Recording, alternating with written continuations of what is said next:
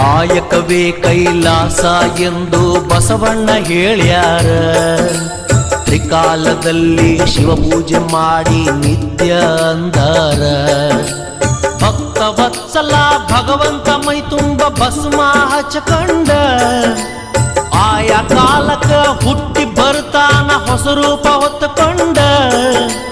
ಭಕ್ತಿಲೆ ದುಡಿದರೆ ಬಂಗಾರ ಕಣ ಇರ್ತಾನ ಕೈ ಹಿಡ್ಕೊಂಡ.